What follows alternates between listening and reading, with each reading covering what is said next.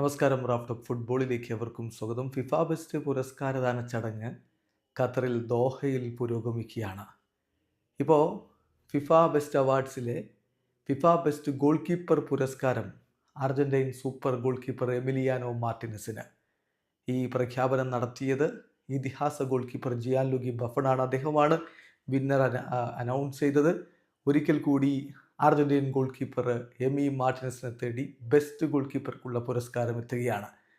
ഈ ഒരു നോമിനേഷനിൽ ഉണ്ടായിരുന്നത് റയൽ മാഡ്രിഡിന് വേണ്ടി കളിക്കുന്ന Ukrainian goalkeeper Andriy Lunin, ആഴ്സണലിൻ്റെ Spanish goalkeeper David Raya, Manchester സിറ്റിയുടെ ബ്രസീലിയൻ ഗോൾ കീപ്പർ എഡേഴ്സൺ, അതുപോലെ ഇറ്റലിയുടെ പാരീസ് സെൻ ജർമ്മന് വേണ്ടി കളിക്കുന്ന ജിയാൻലുഗി ഡൊണാരുമ, AC മിലാൻ്റെ French goalkeeper Mike Maignan, Athletic Club ബിൽബാവോയുടെ Spanish goalkeeper Unai Simon എന്നിവർക്കൊപ്പമാണ് എമി മാർട്ടിനസ് നോമിനേറ്റ് ചെയ്യപ്പെട്ടിരുന്നത്.